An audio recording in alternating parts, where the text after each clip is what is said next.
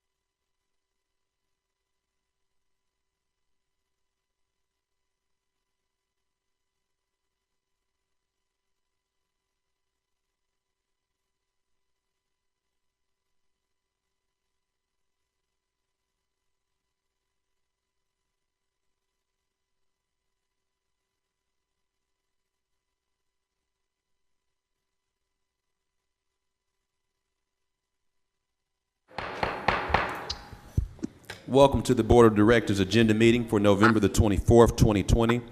This is our opportunity to review the agenda for our formal board meeting that will be held on December the 1st, 2020. We also would like to welcome Directors Hendricks, Richardson, Webb, Peck, Fortson, and Vice Mayor Wyrick, who are participating with us via video conferencing.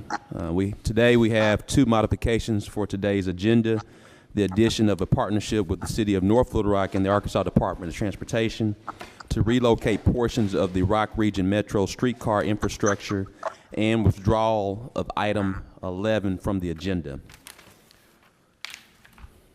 With that being said, are there any questions from items 1 through 10? Adcock.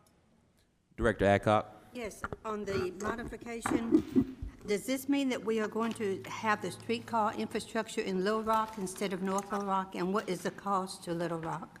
Director Honeywell? And why? Or Mr. Moore, can you do it quicker? Sure. Director Adcock, as you are aware, there's going to have to be a relocation of the streetcar tracks in downtown Little Rock due to the expansion of I-30. That was going to cost Rock Region, because they were going to have to pay for the relocation, and that was going to cost in the millions of dollars. In working with RDOT and Garver and the county and the two cities, we agreed that we would start maintaining a portion of a state highway to offset the cost of the relocation of the streetcar tracks. So each city in the county, in working with RDOT, selected a street. And in this case, it's one that we often hear from you and Director Wyrick, because there's some confusion about who really maintains it, and that's South University from Colonel Glenn to the interstate.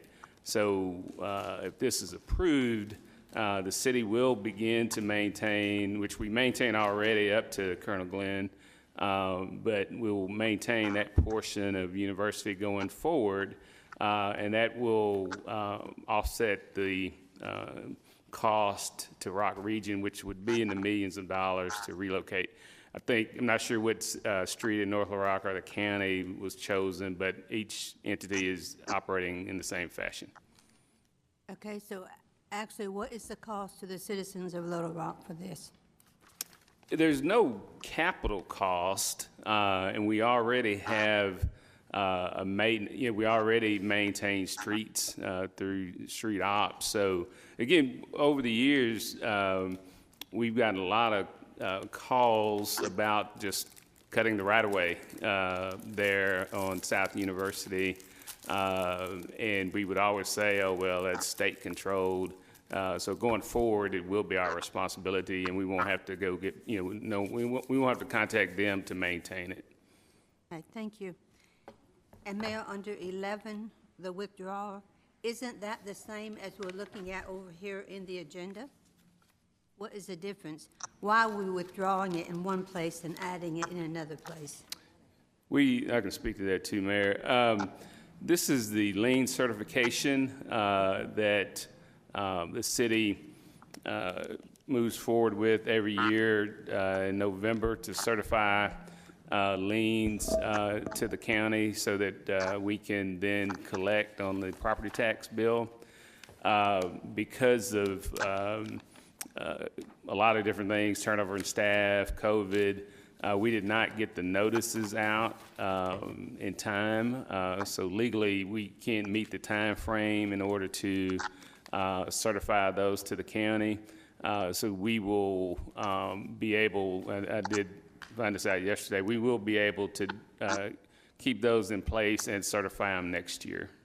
Do we have to wait until November of next year?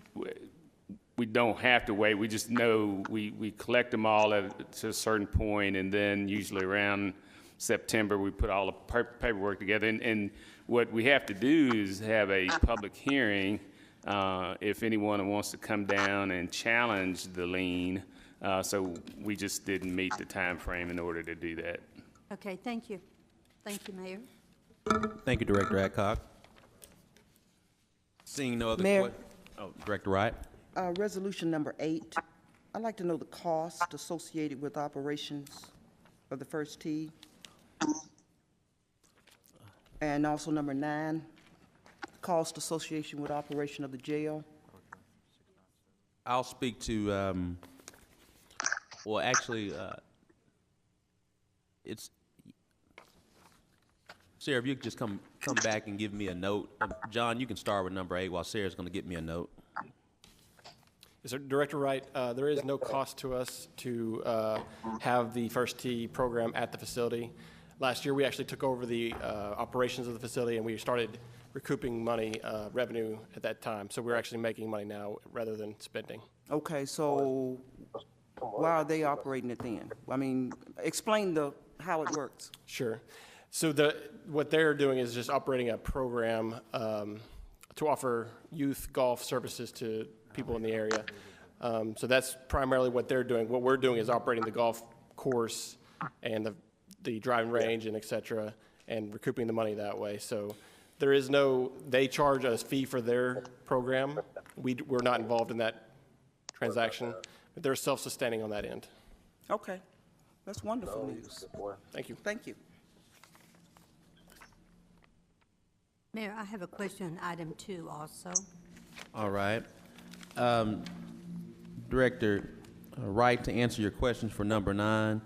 Number 9, as you know, each city within Pulaski County has a jail agreement with the county judge on how we transport and verify our various inmates that are taken in based on a crime that happens in our actual city. From that standpoint, in every budget we have this as a part of the budget. As you know, last year in negotiations, understanding, I believe, and my memory is correct, the day rate per inmate is somewhere around $56, $57, somewhere around that range. And so with that being said, there's been an increase since last year. Last year we had to do a 25% increase. And so myself and other sitting mayors worked with county judge, and actually, and we worked with the county judge to get to this process of an increase instead of another 25% increase to get to their projected levels. We were able to negotiate down to a 3% increase, which represents 2.5. Which is in the budget, a 3% increase to $2,554,153. And if you recall, in the 2020 budget, when we went from, I believe, 1.5 or so, I can't remember, but basically it was $500,000 that was included in the 2020 budget. This and that $2,554,000, that's all inclusive. That includes what we increased from 25% in 2020, and then now this additional 3%. Does that answer your question? Okay. I believe we were Do at, you in the feel last that- budget, we were at 1.8 million. That's the grand total. Yeah. Okay, do you feel that this is a favorable amount, or because at one point it was just going up and up and up? There's a lot of discussion. There's a difference of opinion from an attorney standpoint, and not to get in too much into the weeds. You have a projected day rate from the legislative audit, which is in the state, that says is X. The county judge can go up to that X, but historically, the city mayors and the county judge have been able to come up to agreement. In 2019, there was up for a new agreement where they were going to increase at escalating levels. So essentially, county judge wanted to go to go to 25% for the next 3 to 4 years. And even with that 25%, because he could have, based on the legislative audit, which again, there is a argument to be had in the courts if we were to do that. That's not financially feasible. We were able to negotiate on the 25%, and now we're in this new year. In the midst of COVID, we were able to negotiate down from that 25% to 3%. Okay, well, that brings it back into perspective, because I know at one point it was very contentious there. So yeah, and we've been able to work very well with County Judge Hyde to get to this point. Okay. The city of North Little Rock, if you in the paper, I believe it was today's paper or yesterday's paper, the city of North Little Rock just recently passed their 3%. That's what was negotiated for each city in the county, is a 3% increase. Okay, thank you. Thank you so much. Director Richardson. Yes, Mayor, back to First Tee. Have we... Hold on one second, Director Richardson. Director Richardson, can you see if you can bring up your volume, and then Wendell and Mr. Joe, Mr. Wendell, Mr. Joe, if you could increase our volume and make sure we can hear Director Richardson. Well, Mayor, when I brought it up, they said they were getting a lot of feedback from me, so I turned it down. Can Yeah, we can me hear. now? Yeah, whatever's happening right now. Let's keep it at that level so we can hear. Okay, that's fine. Thank you. Bryce's question about First Tee. Do we have they reached the capacity to have an 18-hole golf course now? I know they didn't have it when we shut down Hyman and War Memorial. So do we have capacity for 18 holes at that golf course now? Director Eckert.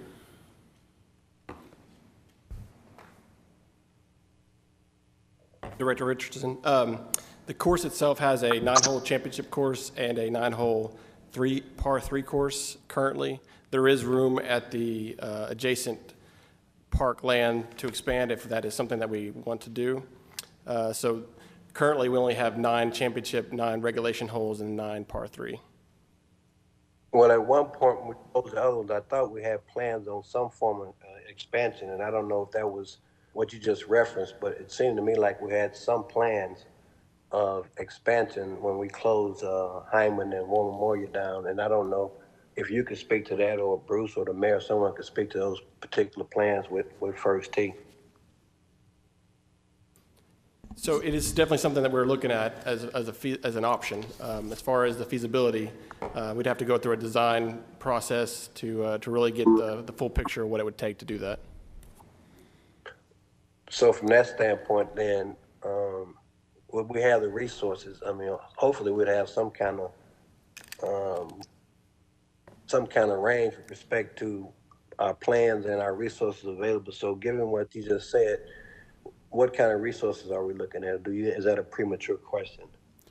Director Richardson, I believe it's not a premature question. I think it's a timely question. One, as you know, we are very committed to our parks, and it's reflected to the funding of 63 parks here in our city. And you do know some different things that John Eckert is trying to do with First Tee, as well as Hyman Park and Memorial Park. I would say that Mr. Moore and myself are looking at funding opportunities, whether they be philanthropic, whether they be through other modes of revenue resources or public-private partnerships, to get to where you are speaking. And so right now, that's what we're focused on.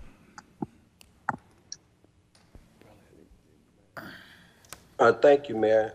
Just one other question, John. With respect to what you just made reference to about expansion, will that decision be made internally, or do we have some kind of committee or working group outside the city working on that and making those recommendations? Was it just something we'll do internally? I'm sorry, can you repeat the question? I couldn't hear you. I can't understand that. The potential expansion at First Tee, would that be a decision that's made internally, or will we have an outside committee or commission that will give us advice on that, rather than just being something we internally decide on? I think internally we know that it's feasible. As far as the land, the area around the course that could be developed into an additional 9 holes, and we do believe that the clubhouse is suitable to support an 18-hole operation as well. It's a great location in the heart of our city, so we do feel that it is a feasible option. Again, I think getting the design to know exactly what the cost is something that would be beneficial to make that step as well.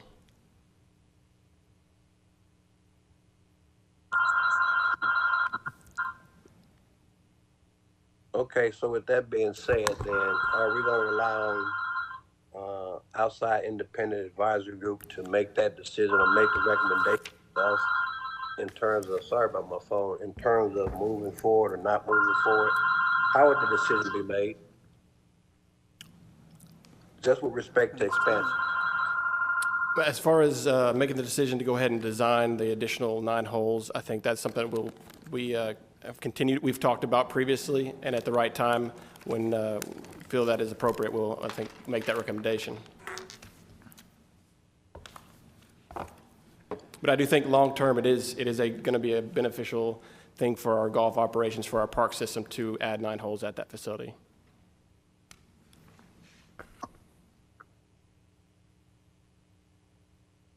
Any additional questions, Director Richardson? I agree. I think it would be beneficial, but just from a resource standpoint, whether or not. Yeah. Can you hear me? Yeah. Yes, sir. Can you hear me, Mayor? Yes, sir.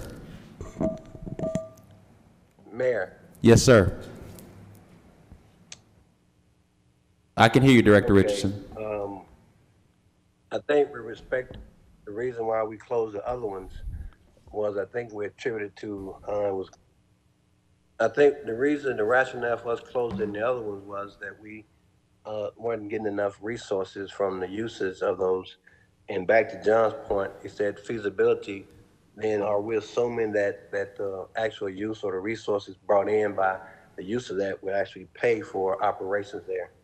Are we still looking at some kind of deficit with respect to running the golf course? I think, yeah, at this point, we're still running a deficit on our golf courses. I will say that this year at First Tee, we've exceeded our revenue projections by quite a bit. Been very, very pleased with what's going on out there. Obviously, the COVID pandemic has let people get outside and be more active, and golf is one of those activities. So I think at some point we can get to the point where we're break even. I think that's my goal. And I do think 2 18-hole golf courses is part of that plan in long term, definitely.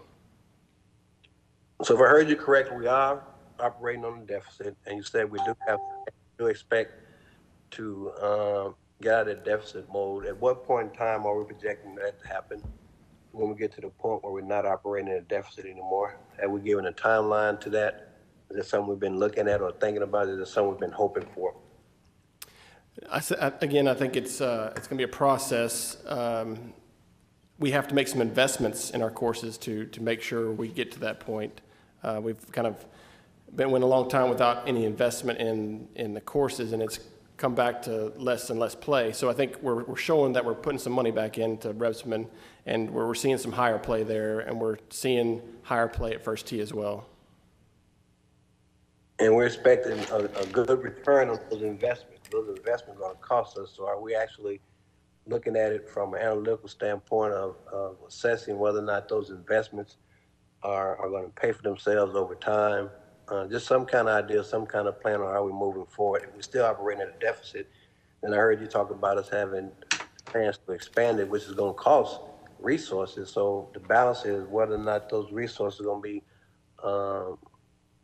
to be acquired within a timely time frame that I think could be acceptable for us budgetarily.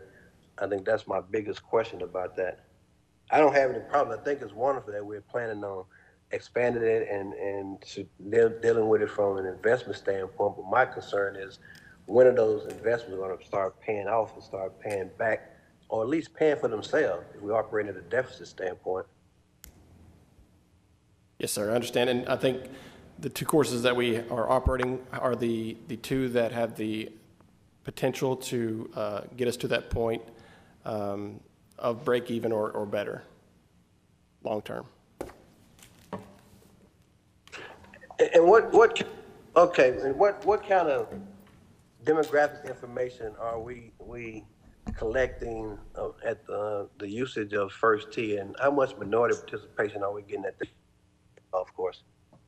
Or do we even know that? Or is that even a concern of ours? I do know that the First Tee program probably tracks that. We do not track that as a facility, though. Can I get that in a report, please? I will touch base with them and ask if they can provide that. I'm guessing that they do. I'm assuming that they do track that, but I will certainly confirm and get back to you. All right, thank you. Vice Mayor Wyrick. Thank you, Mayor. I'd like to go back to the jail issue, and I apologize for going back, but the transmission of your voice was so poor that it was like every other beat, it was blank. I don't know if anybody else heard that or if it was just me. I see Ken's raised his hand. The transmission of the audio with this meeting is going in and out, in and out, in and out. I don't know if there's anything we can do to improve that or not, but I think we need to work on that. But my question with the jail is, when we had the budget presentation last week, it said that it would be an increase of $74,393. Total funding is 2.5, of which almost 4 is in the general fund, and 160 will be paid from the local jail fee special project. I heard something about 1.8, and maybe it was just the back and forth vibrato of the voices, but did anyone say anything about 1.8? Because the information that we have in our budget presentation doesn't say anything about 1.8. Yes, ma'am. Can you hear me now? I can. You are exactly correct about our budget, so thank you for sharing that. The 1.8, I was sharing with Director Wright kind of where we were before we got to this point and given a history, but you are correct. It is $2,554,000, an increase of $74,000 from the previous budget year. Okay, and so this resolution or ordinance just sets the memorandum of understanding as to how the funding's going to be operated with the jail, and the real dollar information is in our budget, because I didn't see any numbers in the ordinance or resolution. You are correct, because there is the 3% that's in here, but the dollars are in the budget. Okay, all right. Okay, thank that- you.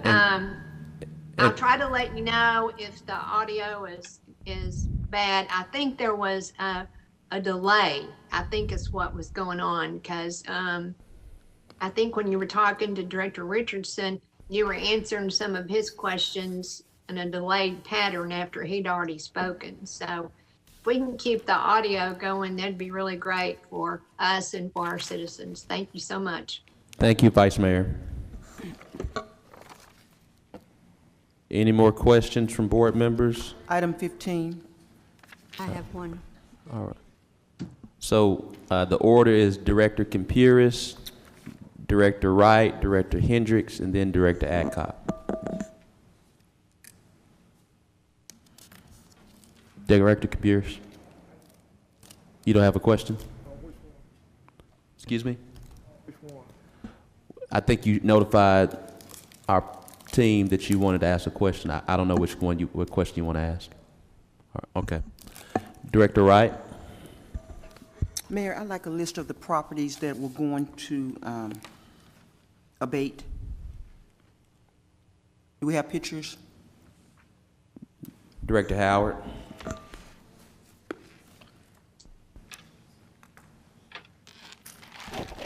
Director Wright, it should be a slideshow presentation that she should bring it up. But I'll go ahead and give you those addresses. 2612 Booker Street, that's in Ward 1, 2413 South Cross, Ward 1, 1606 Martin Street, Ward 1, 5701 and 5703 Valley Drive, Ward 2.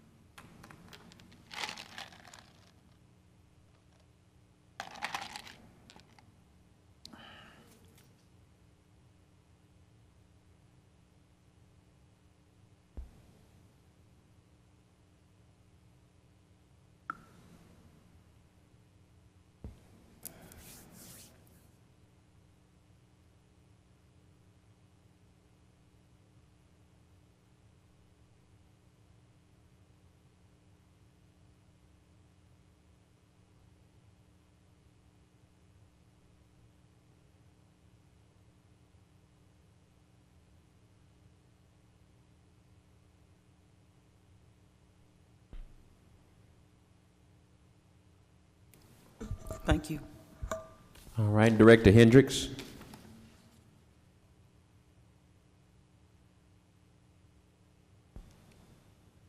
Can you hear me? Yes, ma'am. Can you hear me? Yes, ma'am. Okay, I'm concerned, and I would like for Mr. Moore to provide for me resolution number 3. And of course, I don't want him to do that today, if he would get that information to me. And I just want to comment on those photos that were shown, and I'm going to use an old song, a low-down dirty shame, that this type property exists in minority neighborhoods. You will not find a house in this condition north of 630. And I'm going to say it as long as I'm alive. Thank you. Thank you, Director Hendricks. Director Adcock? Yes. Item number 2, please. Is this the only taxi cab permits that we're issuing? We did have a smaller company, and also is Uber still operating in Little Rock? Uber is still operating in Little Rock. Director, if you would, please. Yes, ma'am, Director Adcock. This is the only taxi cab company. Ken's Cab, which was the other one, went out of business back in June. So they are gone. They couldn't get over COVID. Does Uber pay us any franchise? Not through Fleet Services, they don't. Uber, yeah. Uber does not, and the city cannot charge it. That's what they got the state legislature to take care of. Why do they not have to pay us and Yellow Cab does have to pay us? Because the state legislature said we can't charge them. I'm sorry, I can't understand you. State legislature adopted Uber's request that we not be able to charge them. Uber and Lyft and the others. Thank you. Thank you. Seeing no other questions from items, Director Hines? Tom, could you go over the changes to the dockless mobility technology? I think, are those finalized? I know we had some discussions. Director, yes, Director Hines. I got comments from 2 board members, Director Hines and Director Adcock. Director Adcock gave me a list of things to read. I didn't have a book report for you today, I apologize. But one of the ones from Director Hines helped me realize that somewhere in the drafting stage, we sort of eluded the 16 requirement. The shared scooters, which are the ones that are for rent, cannot be operated by anybody under the age of 16. So subsection A, I think it's section 3, says that a shared scooter will not be operated by anyone under the age of 16. The last section was drafted when we thought we were getting ready to go into an agreement with Lime back in 2019. It's just been changed to say that the effective date will be January the 1st, 2001 for the ordinance. If it's passed on December the 1st, then that's no problem. And then you have made another request, and the direction I got is that's to be a proposed amendment, but would not be a part of this because it's a different edition. Okay, super. Thank you, Tom. Director Adcock? Yes, the city of Austin, Texas, the city of Dallas, Texas, and Corpus Christi all have removed these from their city because of safety issues. And I would like to have all 3 of those reports that I sent to Mr. Carpenter sent to all of the directors. Also, I would like to have someone with the River Market Police Patrol come next week and talk to us about the problems that they have had with them down at the River Market. Particularly Sergeant Hedgecock, who has been down there with these things, and make sure that we put in all the requirements that will make them better and more safe for our citizens, because right now they're having a lot of problems with them. Other cities are asking them to leave their cities, and I'd like to make sure that we understand those reports before we pass this. Mayor, Yes, ma'am. this has been bothering me about these scooters, or whatever you call them. Are these things going to be permissible on our neighborhood streets? Director Wright, basically, what we've been told is that from a business standpoint, they really don't go on residential streets. That doesn't mean that, I guess, one could be ridden out there. Right. But this ordinance does not impact any scooters, electric or otherwise, that anybody wishes to purchase in a residential area. It doesn't deal with that issue. But these are the little green things that are really narrow that you stand on. I just can't imagine that going up and down 36th Street with all that traffic. Yeah, and it's a business, and I suspect that they find the same thing, but Hopefully. the only thing that would be changing is that if there are areas in the city where they could be either on a sidewalk, in a bike lane, whatever it is, that would be dealt with on an individual basis, but only after approval has been that the scooters could be used there. Otherwise, they're to be used in the street. All right, Director Hines. I'm sorry, Director Hines. Mayor and Bruce, or maybe this is a question for Susan. It seems like, are we not going to have a grouped items agenda on this next? Because it looks like we jumped straight to separate. It looks like ordinances 13, 14, 17, 18, 19, and 20 could probably be grouped unless there's a reason we have to keep them separate. Yeah, we group them after we go through the agenda meeting. Okay, all right, super. And there weren't any planning. Okay, all right, thank you. Director Richardson. Mayor, I'd just like to request the information that Director Adcock had made. She had referenced in her request for those other cities, and she made a reference to those other cities. And can we find out what form of government those other cities have that have made those decisions that she referenced? The three That would be cities important. the three cities she mentioned, Houston, Austin, and Dallas, are all home rule cities. They're what now? They're charter home rule cities and have greater powers than we do.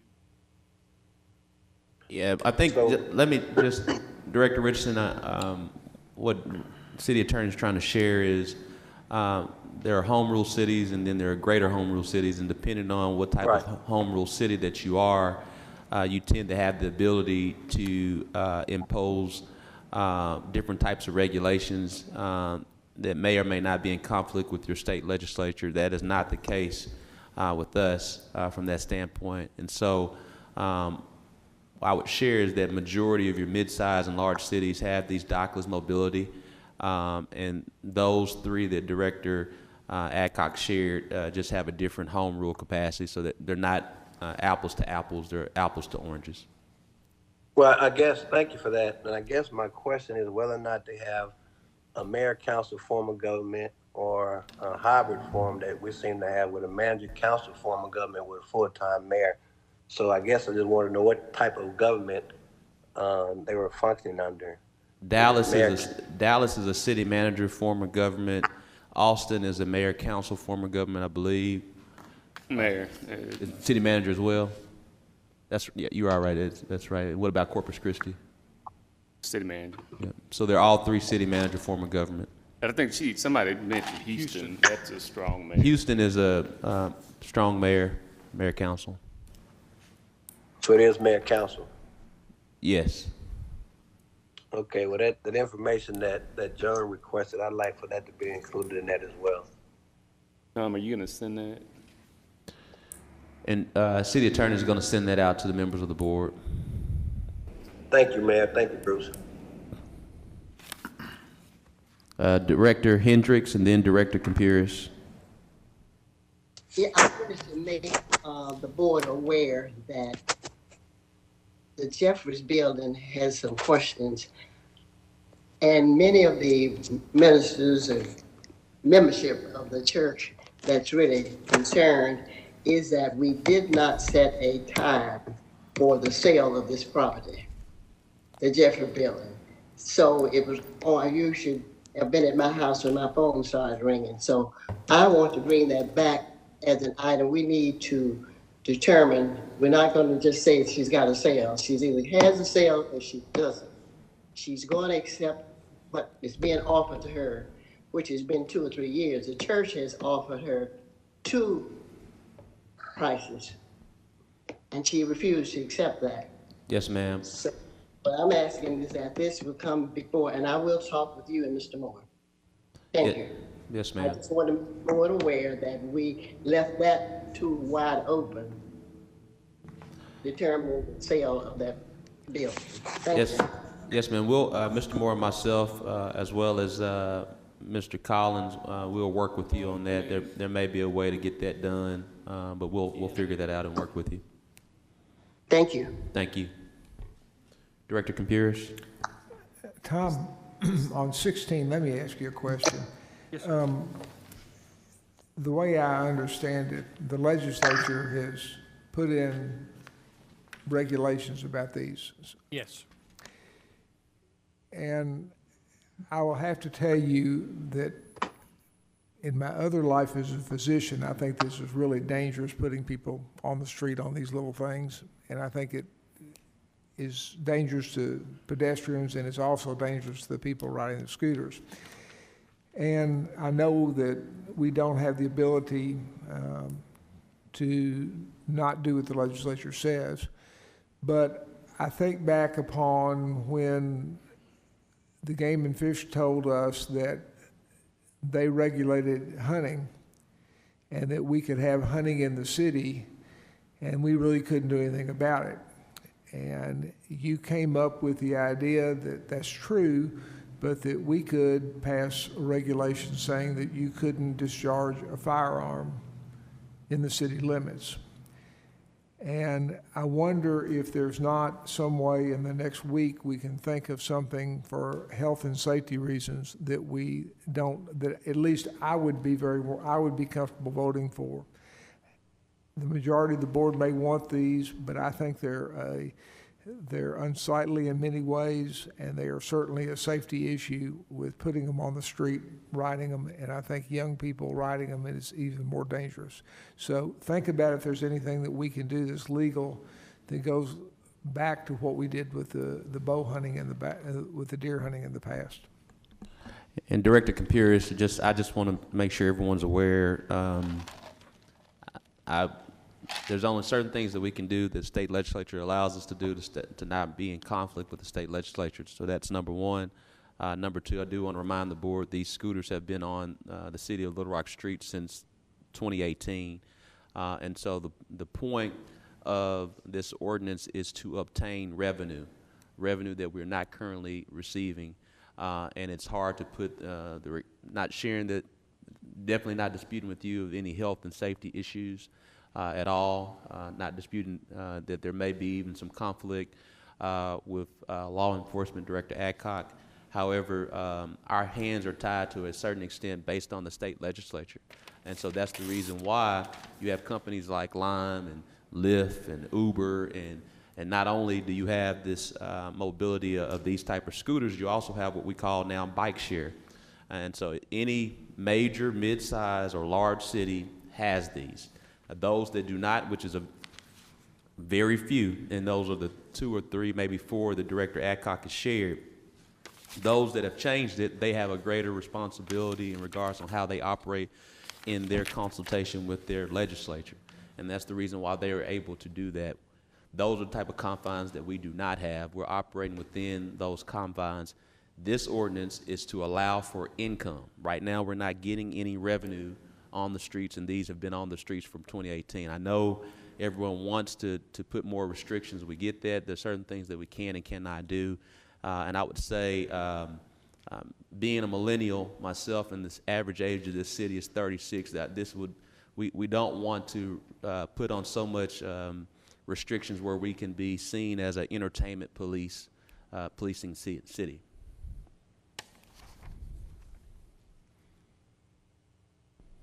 Mayor? Director Adcock. You know, I understand what you're saying, but Director Wright, right now, these are in the Love neighborhood because they're riding at them over on Asher Avenue, and you can imagine them on John Barrel Street, on Asher Avenue, and everything. Also, when I was downtown at Metropolitan Housing, there was 5 of them laying on the sidewalks, people with wheelchairs, and people on canes cannot maneuver around those. So, yes, we need to understand we are entertainment, but we also need to understand that we have citizens that live in this city also that wants to have a safe community, a safe neighborhood. And I would like to hear from our police. We have not had an update of how they have done in our neighborhoods or our community so far. And I would like to know, before we pass this, what we are going to do about the community. It's up Mayor? to the city board to pass or not pass. What we're sharing with you is this ordinance does not take the scooters off. I just want to make sure the board is clear. The ordinance does not take the scooters on or off. We're trying to get income. The board is going to do what they will do. We'll consider your request. Mayor, Director Wright. 2 questions. One, can we confine them to the entertainment district and not out into the neighborhood? Mr. Attorney has to speak to that. The city is given the authority to do some regulations that would be based upon safety. So in terms of an entertainment district, a business district, I think the answer to that is yes, but you can't just say it. You're going to need to get some information together to justify it. I think all you need is a rational basis for it, so it's not like it's a hard burden to meet, but you can't just say, oh, this is the only place they can be. So yeah, I think you could do that. It's a regulation to enhance safety. Well, I'm in favor of that. I just can't imagine these things on Barrow Road or 36th Street, and we don't have bike lanes for them to get on. And if they're on the sidewalk on Barrow, I could see it, possibly, but I can't see it on 36. And I could see it in an entertainment district. To me, that makes just more sense, that you would want to get on the thing and ride it around in where you have businesses and things and restaurants that are close together. But in a suburban area out where I am, I just can't see this. And I know this ordinance is about revenue, but I just can't see it, see these things out there. Thank you so much. Mayor. Yes, Mr. Moore. Back to Director Hendricks' request. The Jeffries building was sold 2 weeks ago and will close in 2 weeks. Did you hear that, Director Hendricks? Certainly let my constituents know. Thank you, Mr. Moore. Can you hear me? Yes, ma'am. Bruce says he appreciates you. I'll give him a big hug when I see him. Yes, ma'am. He needs one. He needs one.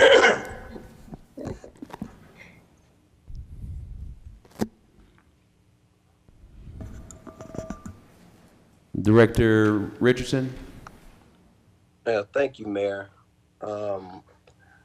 I've heard several requests and several concerns about the scooters. I've yet to hear any objective data that supports those fears or concerns. I know Joan made reference to a police officer coming down, and so certainly we would have a list of citations and or some documents that would support her concerns. And I haven't heard any objective data at all that supports any of the fears that some of my colleagues have. So I'm singing out of tune with the choir on this one. So I've yet to hear anything objective, anything statistical, any data that supports the limitation we're trying to put on these scooters. And do we have that, Tom or Bruce or Mayor? We don't have any studies that I know of. We've had some tests, representations that were sent to us by an emergency room doctor at UAMS whenever they first showed up, and I do not know if that was based upon what he saw in a Little Rock emergency room, or if that what was in a journal for emergency room doctors. I do not know of any study in Little Rock. And HIPAA would prevent us from getting that information, would it not? I'm sorry, what? HIPAA. Would HIPAA prevent us from getting that information? Dean may know that. Director Richardson, we'll get with Lyme and also with our health officials and try to get you as much information as possible. Okay, and Mayor, one other question. You counsel it as a revenue generating source. Can we get some kind of report on what we're receiving annually and what we've seen from a cumulative standpoint on the use of these scooters? I know you've counseled and framed it as a revenue generator for us, so I think we need to see that so we can have a full total picture of what it is we're looking at and talking about. Director, yes, sir, and Director Richardson, we're not receiving anything from them at this point in time. It's my understanding, I have to go back and look at the ordinance again, but I'm pretty sure from my last time I read it, that, again, this is an open market. It's not only solely for Lime scooter. The registration fee would be $10,000, and then there is a per usage fee of $100 per dockless mobility unit. And so let's just say if they had 100 mobile units on our streets, we'll get a one-time $10,000 registration fee, and then we would get $100 per usage per rate. Is essentially what it is. And so in the event that it was Lime and Uber and Lyft, if you go to cities like Memphis or cities in St. Louis, Nashville even, they have multiple brands. In addition to these multiple scooters, they also have what you call bike share.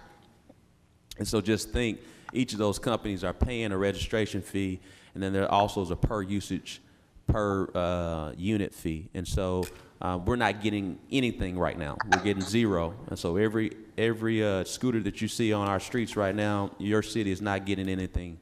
And this is an opportunity to get some money because they are on our streets, and they've been on our streets since 2018. And short of the legislature making a change, they'll remain on the streets. And again, I just want to caution the board in this day and age when quality of life and place is even more important. I'll caution the board on making these type of suggestions and restrictions, particularly in the city that's a mid-sized, large city. Well, Mayor, as I would tell Lance, I'm flummoxed because I don't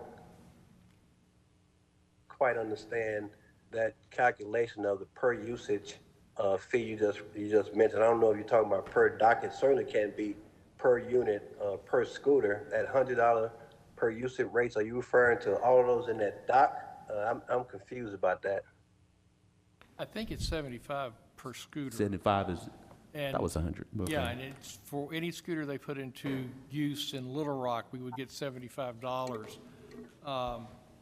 And then the other is just a kind of a registration fee. So if they had 100 in Little Rock, we would get $7,500. So we have 500 devices right now at $75. The city would receive $37,500 plus the registration fee of $10,000. So for a total of $47,500 the day. Basically, shortly thereafter, this board passing the ordinance, we would get somewhere around close to $50,000. Okay, thank you. I understand that now. Mayor, is that money targeted to any particular area? Where would that money go? General fund or? General fund. Mr. Moore, next time I bring you a project, when we pass this, don't tell me you don't have no money.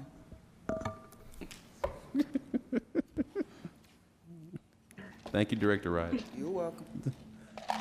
All right. Any more questions? Any questions? I believe we were that was item 16. Any more questions of items 17 through 20? Questions 17 through 20? Seeing none for 17 to 20, I think we all know, we'll come back to 21. Any questions on items 22 and 23? Mayor, Director Hines? can I get a little presentation on 22? Yes, sir. Director Collins, if you do a presentation on 22. Is there a question, anyone on number 23? Yes, yes. Yes, that's Vice Mayor Wyrick, and that's, is that Director Webb waving her hand? Okay. It looks a little differently on the screen, I'm sorry. So we have Vice Mayor Wyrick, Director Webb, and then Director Collins is going to answer Director Hines' question. Mayor, Vice Mayor, members of the board, Director Hines, if we could bring up the zoning map, if we could, on that one. Kind of see where it's located. The property is located in our extraterritorial jurisdiction off of Garrison Road out west.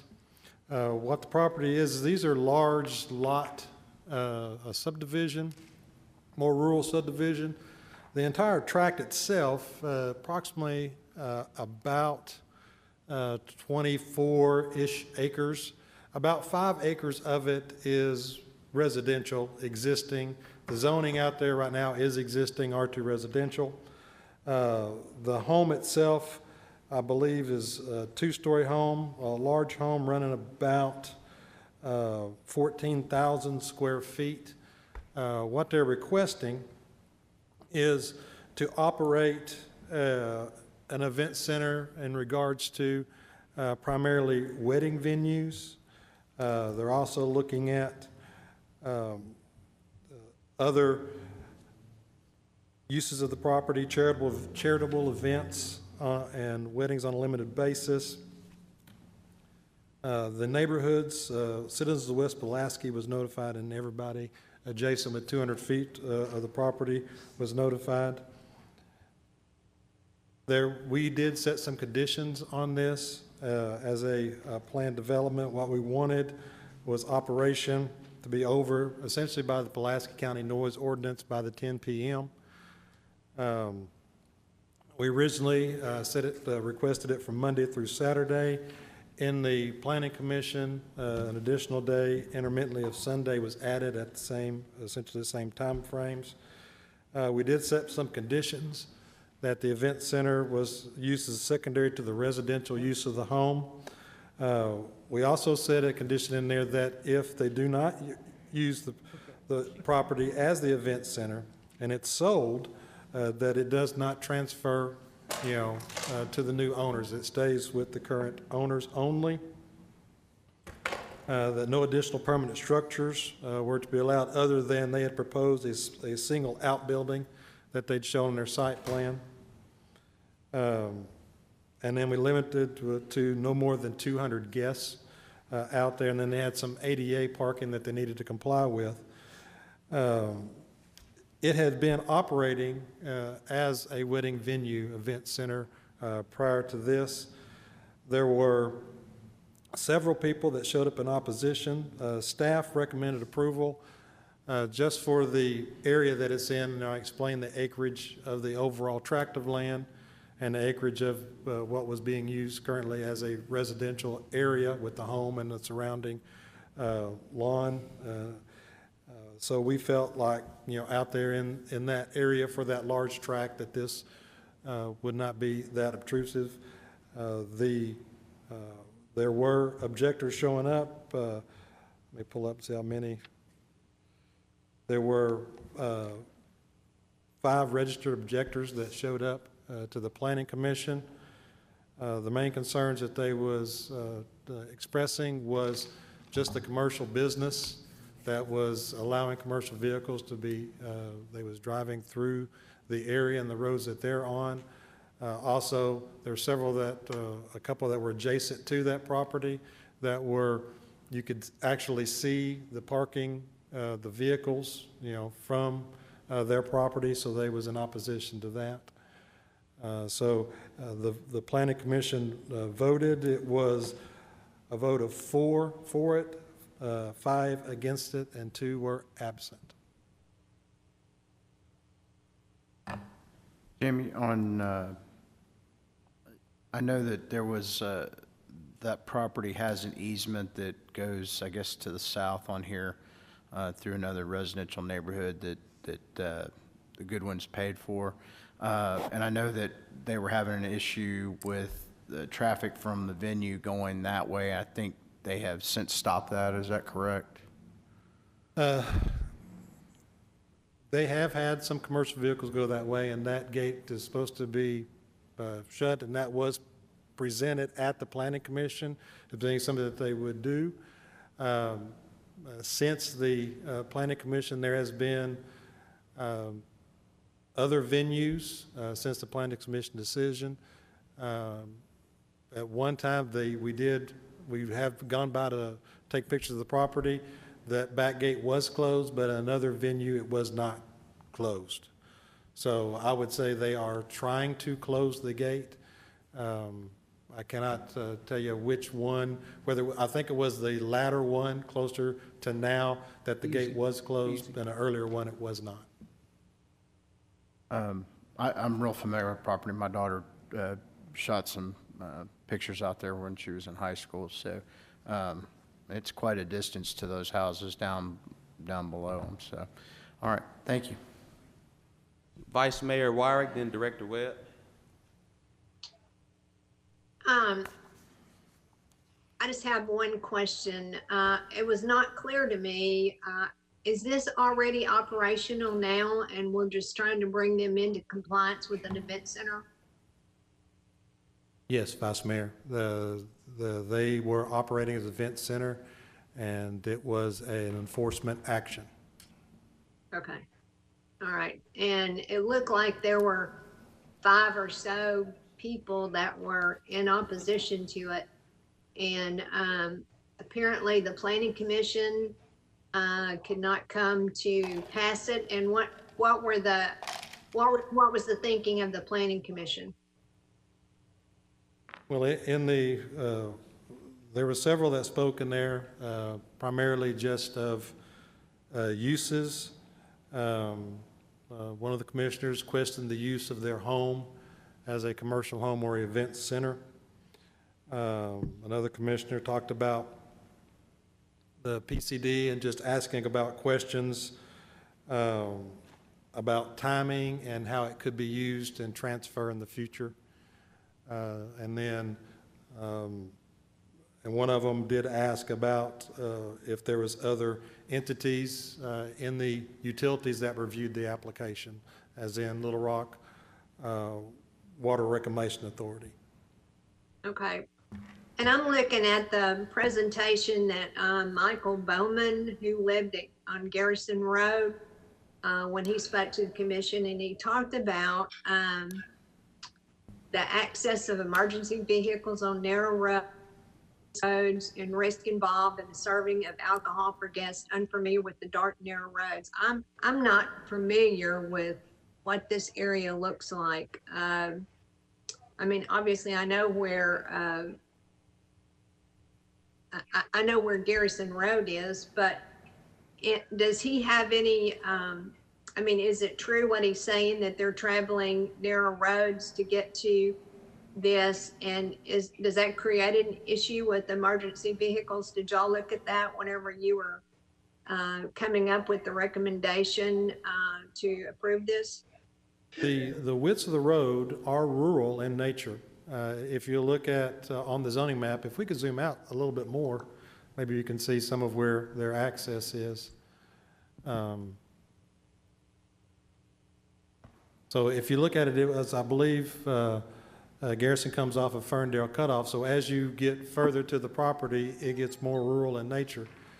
And I can send some pictures that we have took and that we have for the area, so that you can see kind of how it lays out. If you're asking about width of access for emergency access, the roads have the width of access for what we would deem emergency access width or drivable roads.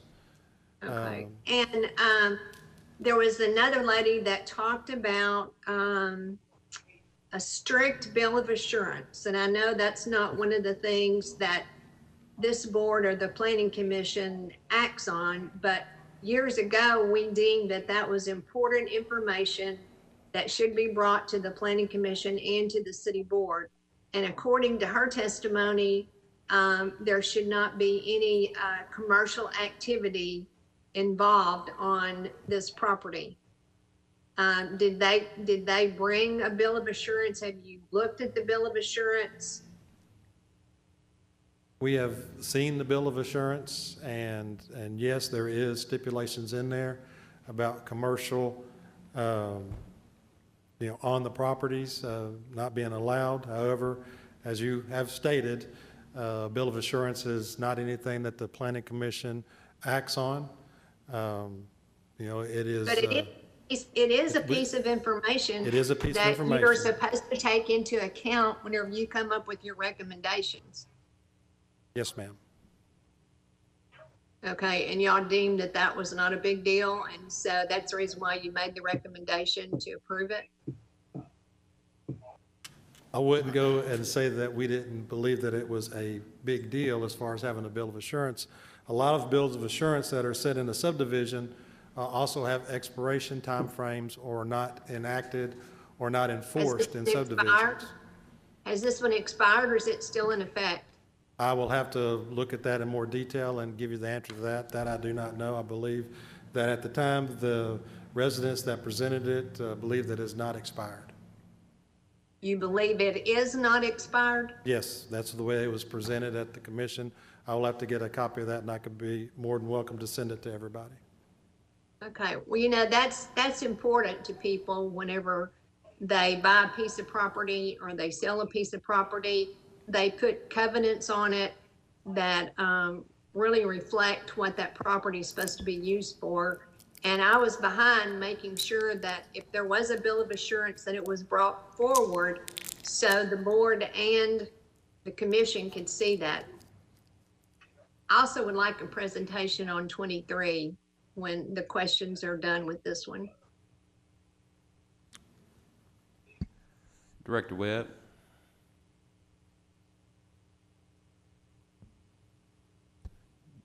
Director Webb. Thank you, Mr. Chair. I would like a presentation on 23, and then I've got some comments on behalf of the from some of the objectors that I want to ask Jamie about. Please proceed. Okay. Item 23, if you'll bring up, actually bring up the zoning. That kind of shows the location of the property.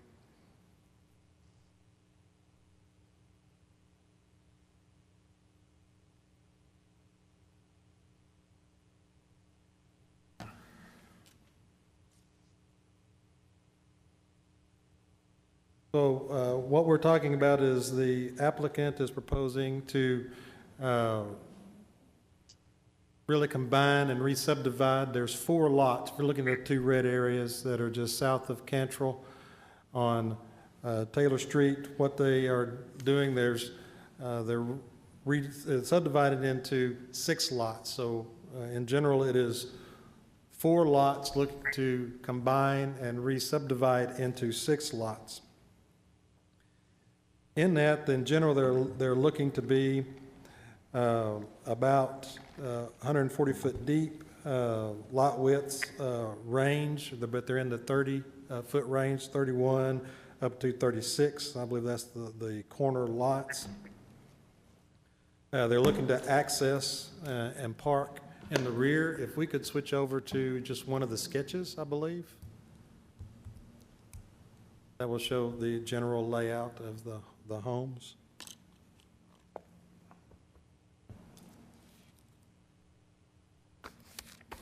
So if you look at the back alley, their access is to propose to come off of the back alley.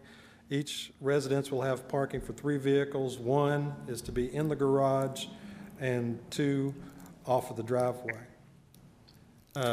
If you could switch back to the zoning deal and pull out, zoom out a little bit so we can see.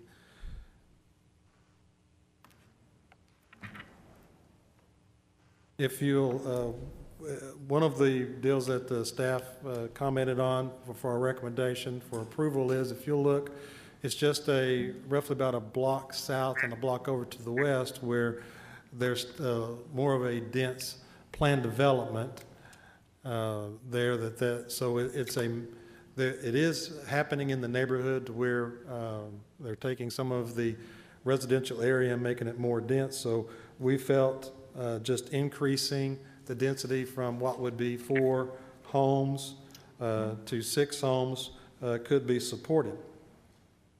There was some registered objectors out there. There also was 2 supporters. There were 7 registered objectors. Some of the concerns that was raised primarily was drainage, runoff drainage, increase in drainage. There is just to the west along P Street, there was a roadway drainage improvement project, primarily roadway that the city done. I can't remember, it's about, if it's I think it's about a block. It's just a block to the west on P Street. So they raised concerns on there. They proposed also a couple ideas at that meeting, the same residents, of trying to reduce some of that stormwater runoff. Some of the proposals was using cisterns for the roof runoffs, and also potentially looking at different parking material for the parking cars or the vehicles in the back.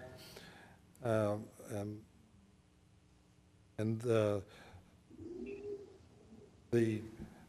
presentation, the vote for the Planning Commission was 4 against, 4 for, and 3 was absent at that time.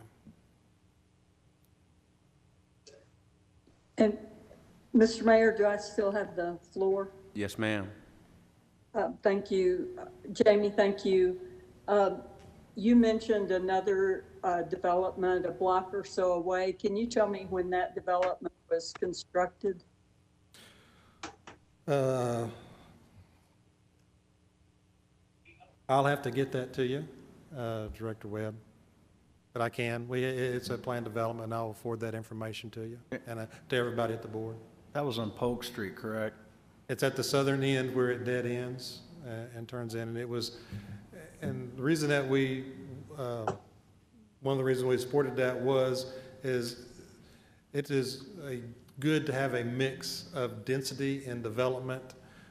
Some concerns that was raised was just the look of the homes, the size of the homes for the size of the homes that are there, but we felt like this was a good mix for density, and so I will forward that planned development to the board. Okay, and I've spoken to a lot of the neighbors, and I would guess that they will probably be here or be at the meeting next week.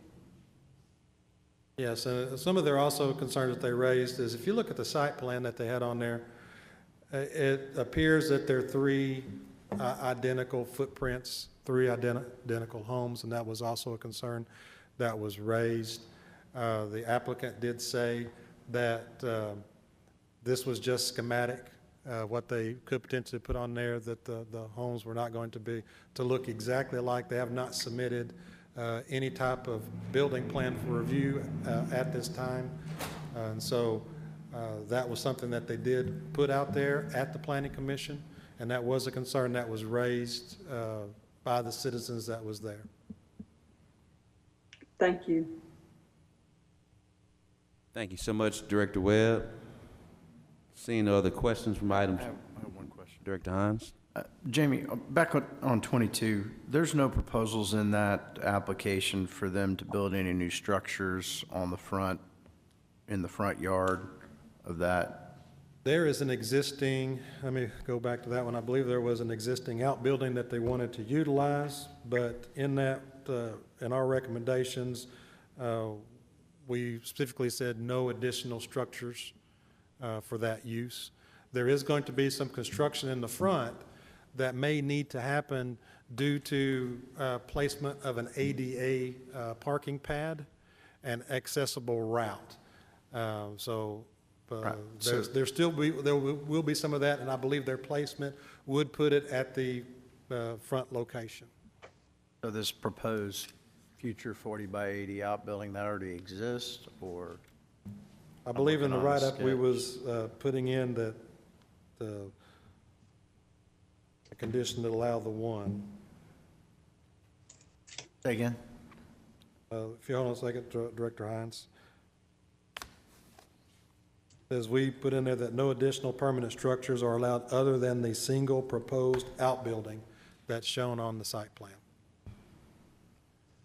Thank you. Mayor, I have a question. Yes, Vice Mayor. I didn't know where my button was to raise my hand. I apologize. So when you look at the information in regards to the proposed lot widths and depths, I know this is a planned residential development, but these are very, very narrow lots. What is the normal lot width for a home based on our ordinance?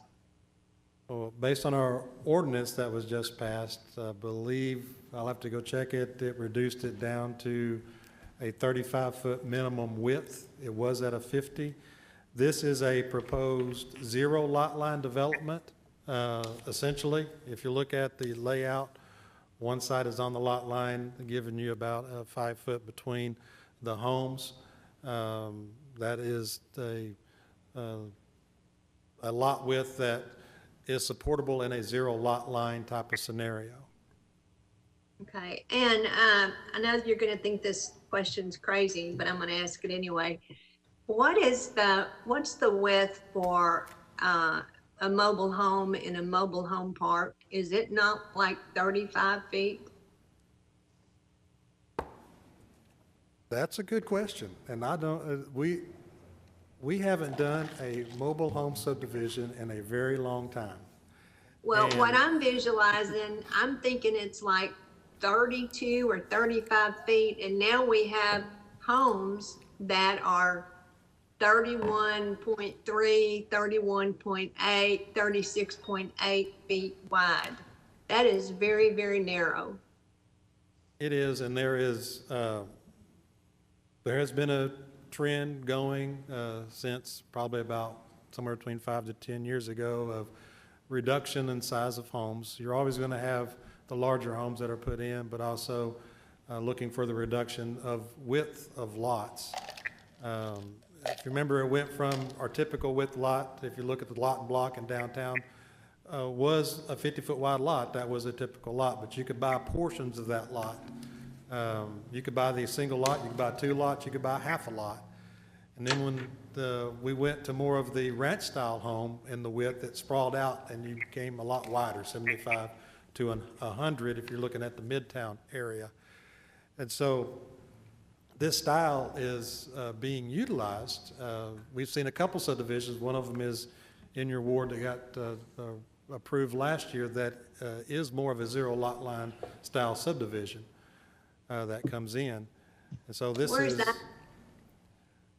I will pull those up. Say that again. In Ward 7, there was one approved? I Is believe that what so. you said? I'll have to pull that up. I can't remember if it was 7 or 2, but I'll send that subdivision to you, and that was a zero lot line subdivision that went in and got adjusted. So it is getting more and more often that we see smaller homes and smaller lots come in just for the affordability per square footage and a reduction of that.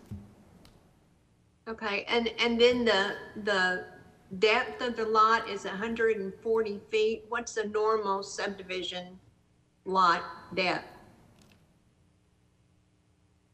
Well, again, in this type of area, the blocks typically are 300 feet by 300 feet, and it depends on if an alleyway is used. So the 140 to 150 in that range is a typical lot depth. If it has the alleyway in there, it might be a little bit less than that. Depends on the dedicated alleyway. Okay, and the other homes on this street, I know Kathy probably knows the answer to this, but are they around the 50-foot width? She's shaking her head no. So. Yeah, if I'll send some, I'll send an aerial with it, with also some of that, the pages layout. We can do that to kind of give you some widths of what's in that area. I'll send that with that plan development to give you some of the dimensions that they have on that. Okay, well, it looks like there were several people that spoke at the Planning Commission. What, do you know what the objections were with the Planning Commission as to why they didn't vote this one up?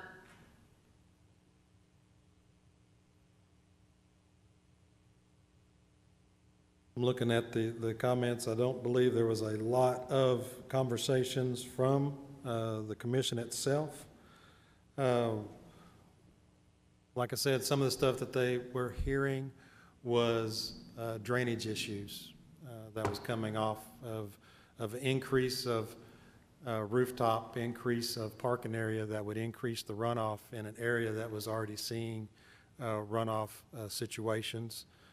They were concerned about the building type,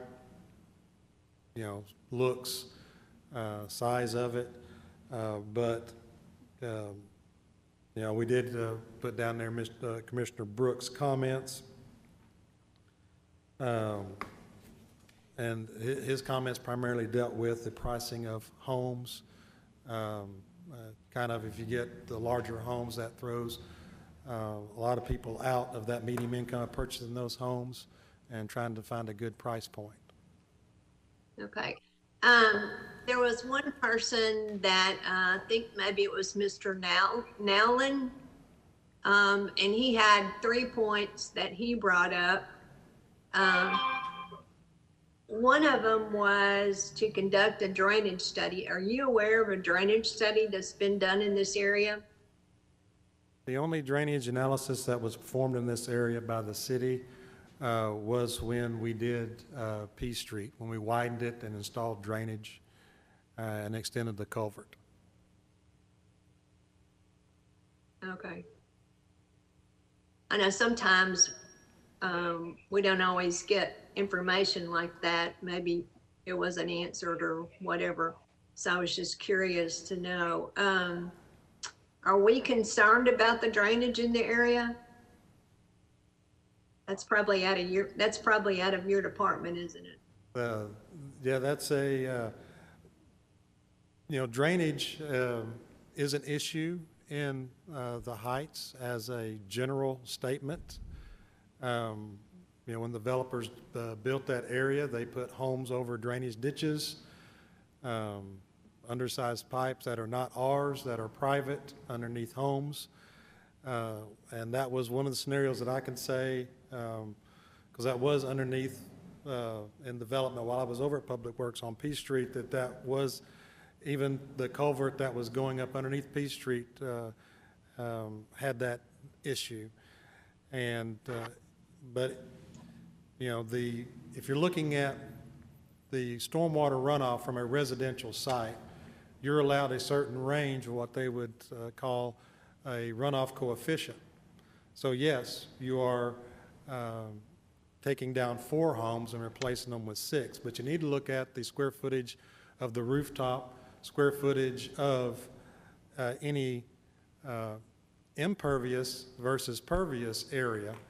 And I think that was one of the questions that was asked and addressed by some of the people that come out against it, was to offset that by the installation of cisterns and or some other type of material for the parking area. So if you're asking if staff's recommendation of runoff, the increase in that type of runoff on a residential would be figured at that same level of runoff. We do not come in and do a specific analysis for each single family residential home that gets built. If an individual wants to come on and put a patio in the back, that is an increase in runoff, but state law does state that any runoff of your property to the detriment of somebody adjacent is on that property owner. And so that's where we fall back to in the single family residential. When somebody does build, it is up to them to make sure that they do not increase the runoff to somebody's detriment adjacent to them. Is this considered a subdivision? You got 3 lots and 3 lots. Is this considered a subdivision? Yes, because you are combining and then re-subdividing to get that 3 lots. And did we look at, okay, I'm sorry. Did we look at detention ponds, drainage ditches? Did we have any requirements for the person that's developing these lots to address the runoff? It is less than the acreage limit set by ordinance and the drainage manual to require them to do that. Okay. Okay, because you go back to, well, I'm thinking you got 6 lots and you went from 4 lots, so, okay. All right, that's it. Thank you. Thank you, Vice Mayor. Director Hines, then Director Hendricks. Jamie, since Vice Mayor Wyrick brought it up, is there any bill of assurance or anything that governs this area? I know there was some new development right around the corner on Polk Street that kind of ended up getting the Heights tree ordinance in our lap, and those were quite successful. I was just curious if there's any bill of assurance or anything that governs these lots. When they did the plats back in the Heights area, sometimes when they did the plats, there was bills, what they called bill of assurance, wrote down on the plats, but it did not really, it varied by the plat that was filed on what it spoke of. I'll have to go back and research that plat and look at it to give you a more definitive answer. But I do not believe that a specific bill of assurance as we require today is filed separately than the plat itself.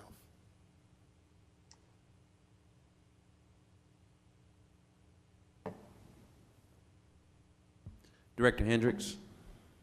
Just wanted to say, and this would be a referral if they're interested, and particularly, BJ, go over in the Petaway Neighborhood Association area, Yes, and you will see that the lots have been diminished in size. Yeah, so that's I've been over that's there. really not a conversation.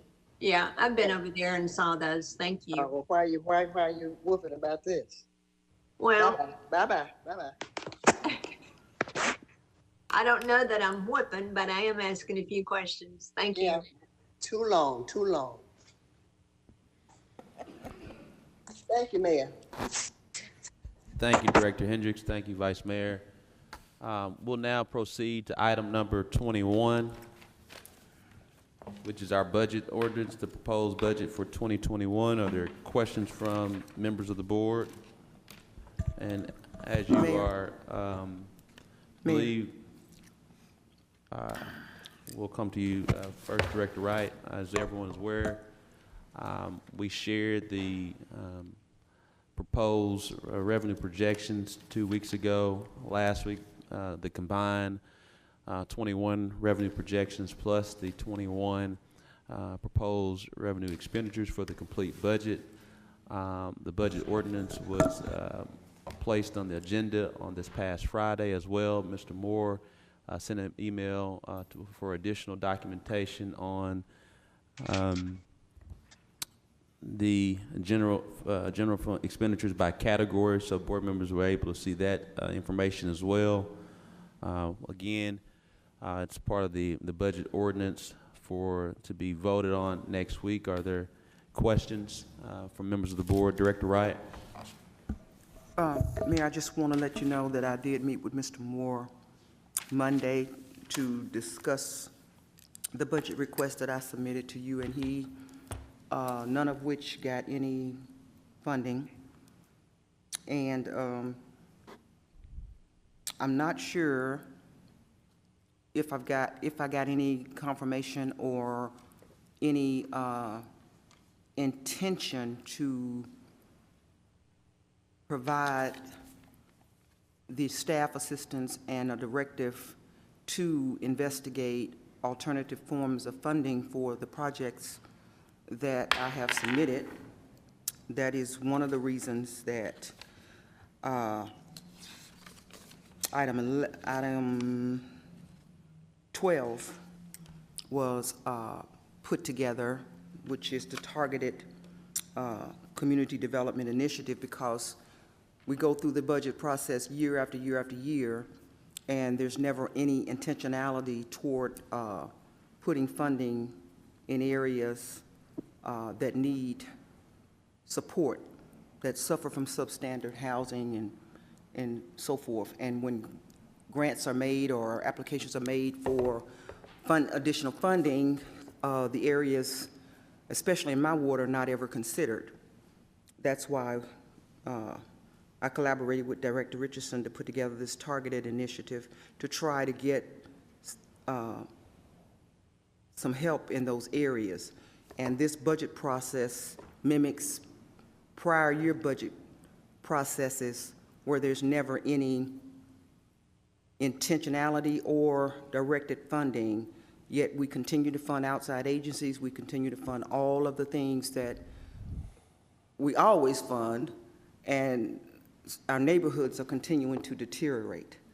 So on the principle of that, like I said, he and I had a discussion. I don't know what his intentions are regarding some of the requests that I made, if he's going to direct staff to work with me. I asked these questions, and he was non-committal.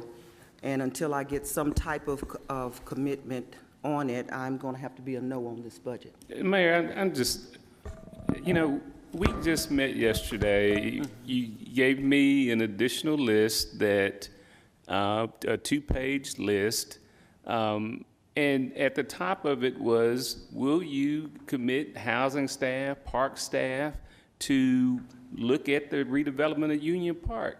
And the answer was yes. And I don't know, I mean, I'm gonna sit down and go I don't through. remember a yes. I remember you put a check mark, but I don't, that's why I said I don't recall a commitment, and I'm not stupid. And I'm not saying you Okay, are. and but please don't Director address Wright, me it was, like that. I did not address you like, but I think if we're gonna, we met yesterday, you asked me would I assign a staff person to work with you on the redevelopment of Union Park. Of course, I'm not gonna say no. I mean, we've been looking at that area for a while. We talked about City Moncrief and that program. So the answer to that question is yes. I haven't had a chance to sit down with Director Howard since yesterday at noon. Mr. Moore.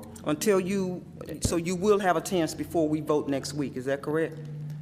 Mr. Moore and Director Wright, as always, we take any and everything that a city board member requests under strong scrutiny and consideration. And if there is a viability to get it done, we do our best to get that done. Mr. Moore and I will visit and try to visit with you between now and next Tuesday. Thank you. Director Webb. Director Webb. Thank you, Mr. Mayor. I had a question, and I did send my questions in to Sarah and learned that she was out of town, and so I forwarded them to Abdul. And I'll just let you know just now so you know what I asked. I appreciate getting the different line items by department, but what I would like to see and what I've asked for before we vote is like how many, where it says personnel, I'd like to know how many people are included in that personnel. And I don't see, like if we have new positions, and I remember that we talked at the, one of the budget presentations about positions, but I keep hearing different things. And so I've just submitted some questions for clarification on the personnel line item and with contract employees. Thank you. Sure, Director Webb, and I have not seen your email to Abdul. I would say to all board members to ensure continuity of responses, timeliness, and accuracy, to please send questions directly to myself, Director Linehan, and City Manager Moore. That will be the most efficient way to get accurate information. As it relates to staffing, if you'll go back to the November 17th budget workshop presentation, it literally shows, starting on page 7, it starts the kind of journey from the personnel pension contributions to general fund full-time staffing, and it shows, starting from page 8, the various departments and the changes in personnel, and actually lines them out from that standpoint. So literally from page 8, 9, 10, 11. And then page 12 is just a great thing that every board member should look at on the breakdown of all of our funds. And so that shares that. So Director Linehan, I think Abdul may have shared that email with you if you'll respond. Yes, I'll take a look at that. I had not seen the email, and he had not called me with that this afternoon. But and so again, I just want to reiterate to the board, the preparers of this budget is Mr. Moore, Director Linehan, and myself, and our teams. And so I know it's easy to send an email to other staff members, but to get efficient, accurate, and timely information. I do want to say that because I'm out of the office, I do have my out-of-office assistant left on, where Abdul was in charge in the office while I was on sort of vacation. But they are forwarding those questions to me, and I had not received a message from him this afternoon. I did speak to Director Campuris, and I received an email that was forwarded to me this afternoon as well from Director Peck. So I will look for your email, Director Webb. I want to make sure you know the full-time positions that are highlighted, as the mayor said, on pages 8 to 12, those are the only positions that are identified uniquely within the budget. For part-time staffing, there is a dollar amount that is allocated to the department, and then they work on how many hours, how many persons need to utilize that allocation. So some departments may have people just for a few hours at certain seasons. Other people may have regular part-time staffing, but they just manage within that dollar amount allocation as opposed to named part-time individuals, because those turn over very frequently, and we do not try to budget them. It would, individually by part-time person. If there's a contract, first of all, our HR department reviews all contracts to make sure that they truly are contracts and not part-time employees of the city. There's a distinction, and it's a legal distinction. So the contracts, if there are any contracts, those are truly people that generally direct their own work, bring their own tools to the trade.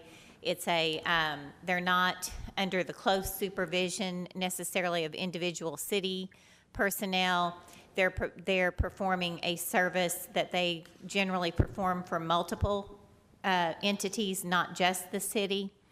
And that would be reflected on the contracts line in each department, and those were identified, any changes in that was identified in detail in that same presentation. Sarah, thank you, and I was trying not to bother you when I saw you're out of office. And I did listen to the presentation last week, but you hear different things about we're going to add this person, we're going to add that person, and I would just prefer to cast my votes based on fact and not what I hear rumored. So thank you. And sorry you're not getting your vacation. No, that's quite all right. I knew that it's difficult to take vacation this time of year with the budget. With COVID this year, those opportunities have been very few and far between, and I was just trying to get a few days in. Director Webb, is there a specific question you would like to ask now?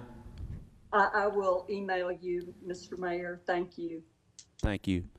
Next we have Director Adcock Warwick, then Director Campuris.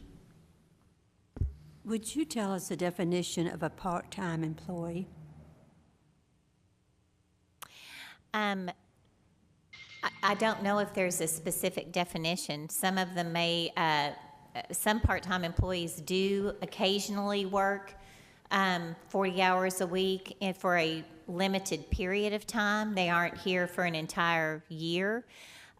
We do, if they exceed, and I don't remember the exact hours, I believe it is an average of 30, it's 37 or 36 hours per week throughout the year, then they are potentially eligible for health insurance, and that's monitored through HR. But really the distinction, because again, we've got some that may work at the zoo, say, 5 hours every 2 weeks, and then you may have some in the Parks Department that work an average of 20 hours a week or 30 hours a week during certain seasonal things. So it varies throughout the city. We also have a classification called limited service, and so that may be for a specific period of time. But the distinction primarily, it's not intended to be a position that is 40 hours a week, full-time for 2,080 hours a year. And what is the average pay, or what is the high and the low pay of a part-time employee? Are most of them $8 to $10 an hour, or some of them more than that? They're not that low. Most, there are some that are close to minimum wage for a laborer type of position, and then there are some part-time, more professional type of positions that are paid at a higher hourly rate. It's based on the work that's being performed. What would you say the highest paid part-time person makes? I would have to check. I don't know. Because again, the budget, as in establishing the budget, there's a certain number of dollars that are allocated, and then it's within that department director's purview to manage that for the work that they need to get done. In the executive administration, how many part-time employees are there, do you know? I believe more than likely there are 2 part-time employees at this time. And are they these that make $10 an hour? Or? I don't believe there are any laborers in the executive administration. I believe any part-time personnel in executive administration, I'm trying to think who the second one is. Right now, I'm aware of a communications position, and that is definitely a professional service. It's not a laborer position. And what is that pay scale? I'd have to look. I'm not exactly sure. I would like for you to take and let us know how many part-time people there are in each one of the departments. But that changes again daily. So this time of year, there would be a lot fewer in parks and the zoo than there might be in the peak of the summer. That's part of the nature of part-time. I can take a snapshot.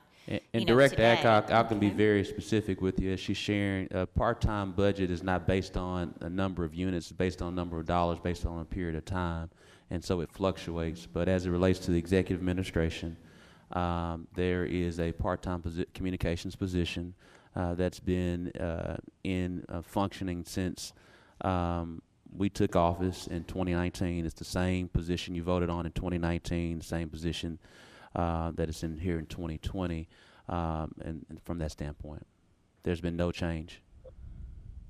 Thank you. I still would like to know how many part-time people there are in each one of the departments. And as of today, where is this can I get the time frame on that? Because again, it does change every day, but as of like right now, a snapshot right now. Right now, it'll be fine. Okay. Where are their salaries on, is it in the whole salary? It's part of the personnel line of each department. That line is salaries, benefits, part-time, overtime, everything that has to do with personnel for the city. Okay, does the department head then turn in just $100,000 for part-time people, just a figure for part-time people? The budget says, and so, for example, in parks, in the development of the budget over the years, they have estimated what they needed for the various community centers or the various, for the programs that they have. And so that budget is a lump sum budget. It stays the same unless they make a request to have it adjusted to need to add additional resources. Or, for example, in the current year's budget in the Parks Department, we added an amount for minimum wage adjustment for part-time personnel. I believe we did the same thing in housing and neighborhood programs for the custodial part-time personnel. And so that's all part of that personnel budget. Okay. You said Parks and Recreation. I noticed that they have increased quite a bit in contracts. And that was detailed, we went through the contracts, line item by line item, so let me find the page for you where that is Okay. spelled out.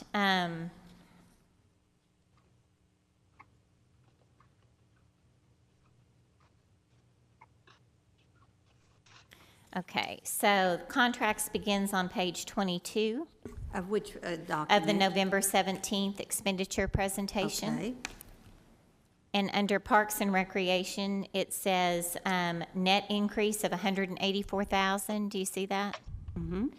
And that was Comcast maintenance for upgraded service to community centers, $160,000. And that was implemented during COVID for remote learning. It still stays on. There's upgraded service at all the community centers But where that let was. me ask you this. Yes, I ma'am. think that's a wonderful thing to do, but our community centers have been closed to the young people, to the children. So we've put in $184,000 worth of Wi-Fi and everything for the children to do their homework and everything, but we're not allowing the children in there. So what are we using this upgrade for? It's for the remote and the after-school programs, and I believe some were even using service via parking lots and things. But I was not directly responsible. If maybe the city Mr. Moore, you will visit, share that? Again, this was, and we got to think back when we started all this in March, there were a lot of unknowns. You're right, Director Adcock. Our community centers are still closed, and I consult almost daily with Dr. Compuris on that.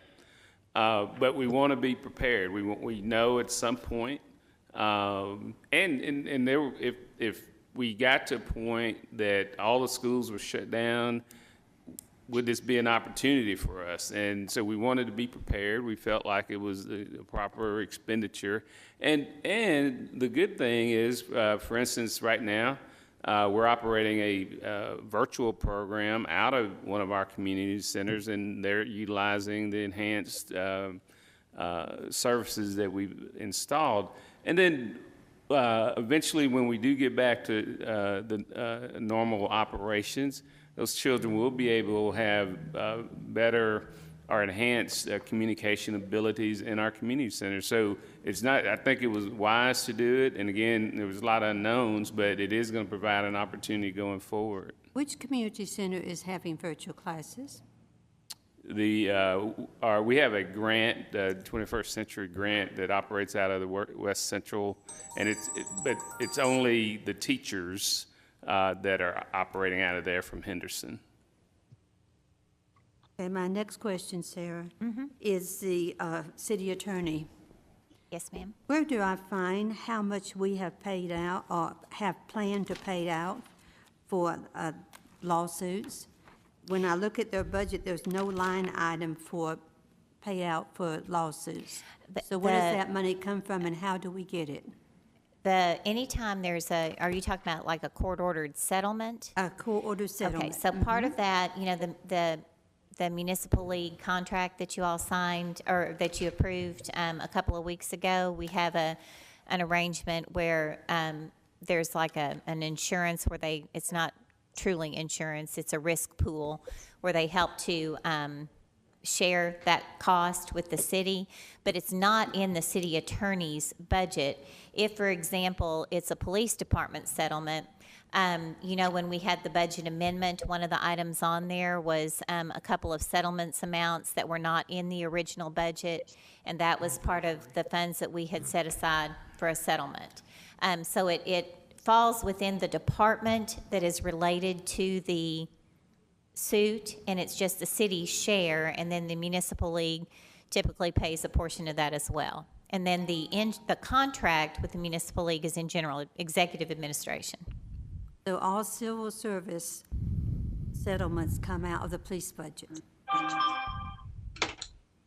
I believe that is correct, yes. I'd like to know how much those are this last year. Do we put a line item in the police budget for settlements? No, ma'am, we do not. So what happens? if there was a $252,000 settlement, where would you get the money to write that check? Well, if it's court ordered, the city pays it. And Where then does the money come from? it depends, again, on where it falls. I mean, and the city does have some immunity from certain suits, but we bring that to you as an amendment to the budget. We don't plan to have lawsuits. So Director Adcock, just to share that with you, it does come out of the LRPD budget. If you go to page 12, I believe it's 12. Of which document? Of the November 17th document. As I think we all are aware, police and fire. When you talk about civil service, it's good to notice it's both police and fire. So anytime there is a court order settlement, whether it be from police or fire, it comes out of that budget. Out of our 212, or actually now it's 210. What's our budget now? Is it 210 or?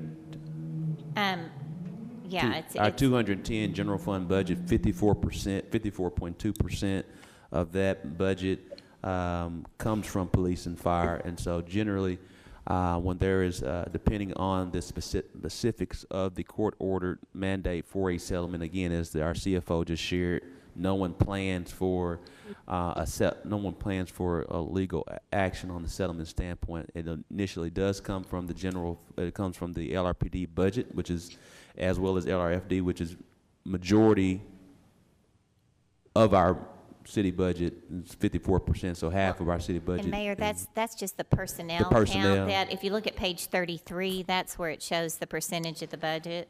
And so, got to get out my readers, but I think Yep. that's 38%. 38. That is in the police department budget, and 28% fire. So that's Combined that, yeah. definitely more than 50% of the budget. So 38 plus 28, more than 50% of the budget comes from there, and generally we start there. And if it's not there, then that's we generally come to the board, as we've had this year. I know with all the lawsuits that we have going on now, that I guess I was wanting to see a line item that gave us an idea of what we might be having to pay out. Whenever there are, and I know in our annual audit too, there are letters sent to the attorneys, including the municipal league, our city attorney's office, and the Friday firm who handles labor issues, to ensure that we have an accrued settlement if there is one that is very likely of being paid out. But we do not accrue a legal settlement if it's just filed, because the majority are not. Do not end up with the city having to pay an actual settlement. I would like to know what we paid out in 2020 on legal settlements. And the city attorney's office, I believe, would have to provide that, because, again, it's because it is not in one single place. It's not something that I can just pull as a query, and they're not paid to one individual vendor, so I wouldn't even know who to look for. But the city attorney's office directs for the finance department to pay those settlements once they have a court order, so I believe they would have that list. You don't have the checks? City Attorney, I would like to see the list of any settlements we paid and where the money came from to pay them. Mr. Mayor? 1 second, try to keep everybody in order. I have more questions, but I will wait and give someone else an opportunity so Director Richardson won't think that Director Wyrick and I are taking up all the board time. Yes, ma'am. Thank you so much. Next question is Director Fortson. Mayor? Thank you, Mayor. I got a long list, everybody. I got it, Mr. Director Fortson. I want to keep everybody together. Director Fortson. All right, sir. I'll be brief. Sarah, first, thank you for distributing this past week this detail by department, which I think gives an opportunity to sort of help follow how you have built this budget and how the pieces come together. I think one thing that may have made it more difficult for some of us to keep up with everything this year is the fact that we went through expenditures at one point in time, revenue at another point, and one thing we did not do, which was an educational process primarily, is have that day-long workshop where we talked about the various things that might be coming up from various departments departments. And I think, well, I said that was not a decision process, that was an educational process, but I think we can build that information with some additional questions and detail out of some of the things you provided us. And I may have some of those in a moment, but I first just wanted to thank you for giving that additional detail, because it does show how you have put this together and where the component parts lie. And the day-long meetings that you referred to were the program inventory meetings that we used to hold before developing the budget, and that was in order for the board to have some input into kind of the programs that are provided by each department. But there was a request made year before last that we discontinue those, and that's why we have not had them. Yeah, and I don't think things change. I felt like it was primarily an educational process anyway, and not truly a decision-making body at the time. Okay. Director Compuris, I believe Vice Mayor Wyrick is yielding her time to you. Well, I'm going to let him go before me. All right, Director Compuris. Thank you, BJ. And then after Director Compuris, there's Vice Mayor Wyrick, just to keep us all on schedule. Then we have Director Hendricks and Director Webb. This will be a statement and then one easy question. And I'm sorry, Sarah, that I ruined your afternoon off. You did not I'm ruin sure my I gave you a afternoon, and stomachache with all my questions. I think Sarah has done, and the mayor and Bruce have done a masterful job of looking at the numbers and the general fund by department, the category that they sent out that's 13 pages long, made me start wondering. You look at 2019 actual, 2020 original, 2020 amended, and 2021 budget and the changes. And I started thinking about what did we think we were going to do in 19, what happened in 2020 when we had to cut back, and what are we going to add now? And I thought back to a number of the young people that came and spoke to us earlier in the year, where they said that the heart of the city is reflected in its budget. And I started thinking about, as I looked at these categories and looked at these numbers, I could see contractions and expansions of different numbers, personnel, supplies, repairs, utilities, contracts, outside agencies, all the things that Sarah does very well. And underneath there's these great explanations. But what is lacking to me, and the question that I would want to ask each director of each one of these departments, is in 2021, with the money that you've been given, what are your plans to make this city better?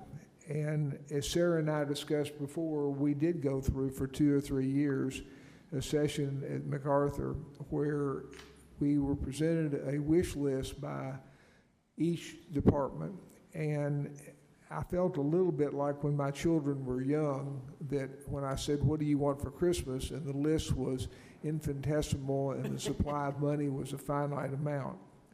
So my request would be that each department person come back and tell us the answer to those questions.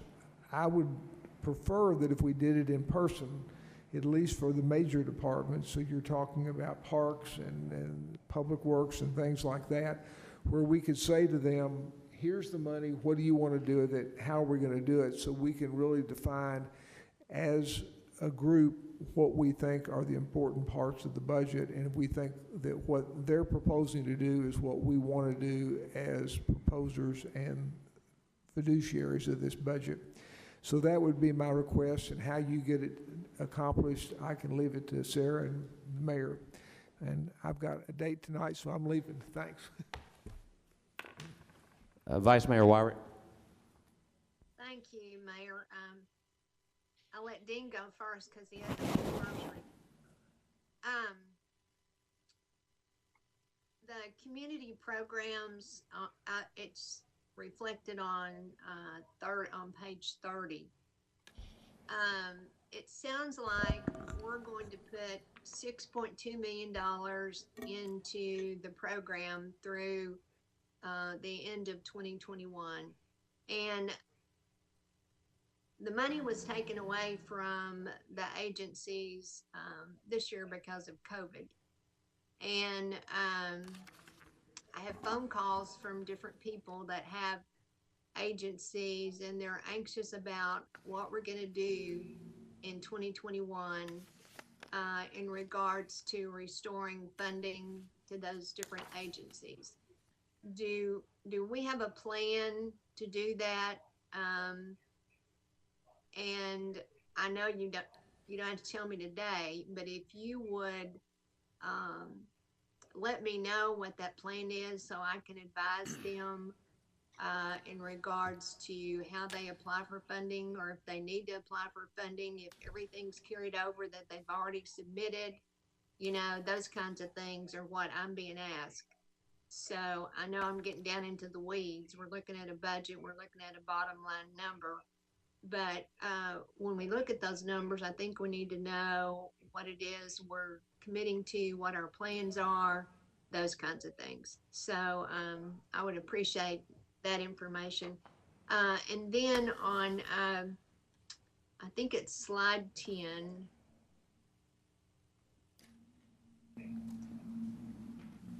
It talks about the employee increase for 2021. And for the police department, it says we've got some victim services positions and a social worker position. And I keep hearing about 21st century policing, and that we're going to hire a captain, lieutenant, sergeant, and some COP officers. Is that out of the picture for 2021? There are no additional uniform positions in the budget. Now, how those positions are allocated by the chief of police to different uniform programs, I don't do that. I know we've got, you know, a certain number of uniform positions. We did not add additional uniform positions. They are continuing to fill with each recruit class, you know, vacant positions. We see between 40 and 50 retirements and resignations each year, and those are then refilled with, you know, the recruit classes. And we're really only staying at this point probably less than one recruit class behind in vacant positions, you know, and it just takes a while to fill them because of the timing to get the next recruit class out. But if you look on page 10, line 8 for police, right, those are the special positions. And so those 6 victim services positions were grant funded. They were added during 2020. They carry over into 2021, and there's an additional grant that will keep those. And then the social worker position is being paid from the burn grant funds. So those additions were funded through grants. Now, on the previous page are the other positions that were added during the year in the police department, and that included 2 telephone reporting positions, and a media relations position, and an office assistant. Okay, that's what I had written down on my piece of paper. I just forgot what slide it was on. Okay, so the 21st century policing might happen, but it would be filled from within the ranks that they already have, because there's no change to the uniform position. Yeah. And so, Vice Mayor Warwick, just to be specific, as Director Linehan has shared, we have not increased the number of police officers. Clearly, we're always recruiting, going through the recruit process, so that number changes. To date, we have 583 police officers. Of the 583 police officers, 295, I believe, maybe 275, 295 are patrol officers on our streets, patrolling our streets. We have 17 vacancies at this current time, and that is very good. As you all can remember, prior to me being on this board, back in 2017, we had upwards of 80 vacancies. And so we're now down to 17, which is very good, considering that we always are going through attrition, through retirement and or resignation. each and every year. And so we're at a very good place in regards to our vacancy gap. The 21st Century Community Policing is in existence, is working right now. We have that process, and that'll be within the existing personnel that we have, that the Little Rock Police Department leadership are creating that office within the 583 officers that they already have. Okay. Okay. Well, I sort of, I'd been hearing about this, so I sort of expected some additional positions, but as you've explained, it's coming from within in the force. So yes, okay. ma'am. And one of the reasons why is, again, when you have 38% of our budget is LRPD, 28% is 26 or 28% is LRFD. It's a lion's share of our budget is in public safety. Yeah, I agree. I know what you're saying. But if you add an additional captain, lieutenant, sergeant, then that does increase the budget to the police department, correct? Yes, and we have not added additional, and I guess I do know that, just so I'm being clear, that there's not any additional personnel besides the 583. There's not an additional captain, sergeant in this budget. There's not an additional assistant police chief in this budget. Again, this budget reflects, and as we're navigating through COVID-19, it's $2 million contracted from what you did in 2020 pre-COVID, and $8 million less than what you were in pre-COVID in 2019. So essentially, 98%, maybe 99% of this budget is exactly what you did in 2020 minus $2 million. So same staffing levels. There's no new captain, sergeant, or assistant chief of police or anything of that nature. Okay. But we intend to still have 3 assistant chiefs? Yes. Yes. Okay. All right. Okay. Well, I just heard rumors, and I'm just right. That's I and expect to and see please, a change, yeah, so that's why I brought that up. Yeah. For times, if there's questions, no need for an email. We can answer those publicly. I want to keep us on a train towards getting the budget passed as best as possible, and we want to answer all questions when we have the time available. So there's no added assistant chief of police. There's no new captain, no new sergeant. Everything that you see on the November 17th presentation is what's in the budget. Okay. That's what I needed to know. Thank you. That's all my questions. Thank you so much, Vice Mayor Wyrick, for being direct. Do appreciate that. Next, we have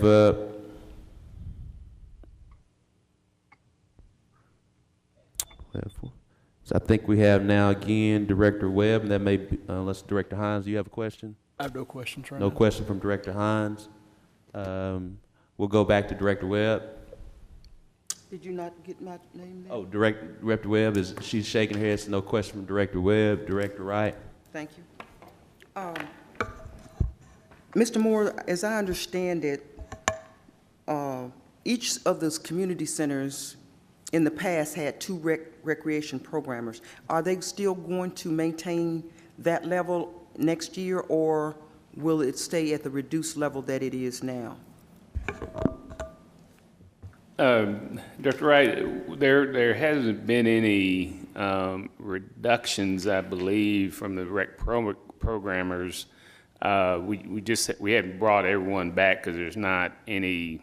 Obviously, we don't have children, but there hadn't been any directive to reduce rec programmers. So each center would still have that allocated to it once we are back at full. Yeah, whatever strength they were before, they'd go back to the same level.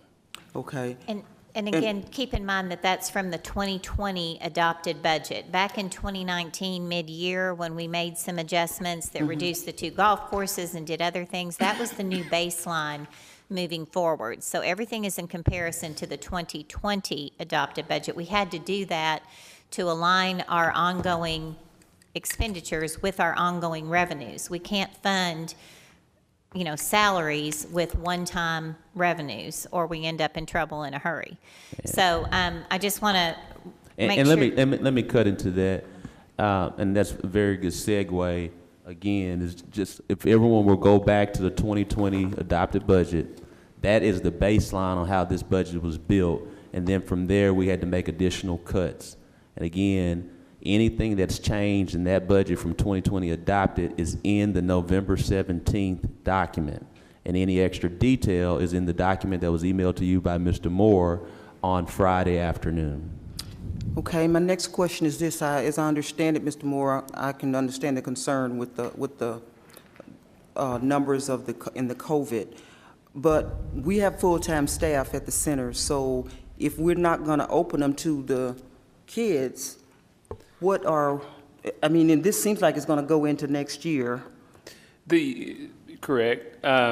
The goal, even when we talk about community programs, because there was a question earlier about how we're going to try to get funding to agencies. I do believe the first part of the year, but first quarter, probably a little into the second quarter, we're going to be doing things more virtually than we are in the centers. Now, obviously, if the vaccine and everything speeds up, that'll change the timeline. But what each of the facility supervisors have been tasked to do is to try to develop some virtual type of programming, gear up for maybe programming outside of the centers once it starts warming up a little bit. So I did want to bring them back so they can start thinking and preparing. But one of the challenges is, periodically schools, both on every level, elementary, middle school, and high schools have shut down, and that's usually where our the cadre of kids come from. And so it's a challenge, but we do want to have them work on some sort of out-of-the-box type things early next year into the spring. Well, I have quite a few kids that want to come to the center, and parents are calling, and we have to continue to tell them that we're closed and we're not offering anything right now. But I do understand the virtual option, and but I'm also just concerned that all these buildings are closed. And Director Wright, we'll take that under advisement as Mr. Moore and I are going to have a conversation per your other things as well. That being said, board members, if there are any more questions, please send those, again, for accuracy, efficiency, and timeliness, to send those directly to Mr. Moore, Ms. Linehan, and myself, and we will get those to you. I believe we've answered all the questions for today and been very directed in any changes into the budget. That being said, the meeting is adjourned. Mayor, I had something I would like to say, please. In the morning, we will be giving out 1,100 boxes of food and 700 turkeys at the Southwest Community Center. We should start probably about 8:30, and we will give them out until they're all gone. Yes, ma'am. Thank you. We're grateful for all that you're doing out there. And Mayor, Second Baptist Church, Pastor Kelly sent out a Facebook post that we will be giving out food baskets, and the West Central Community Center and the Department of Community Programs partnered together to collect food, and we got an overwhelming response. So he was very, very pleased with the many, many boxes of food that we dropped off there yesterday. So if you check Facebook, you'll probably see his picture. You tell Pastor Kelly we're grateful for him and the Second Baptist Church and all their membership, and I believe you're one of those tithing members. Thank you.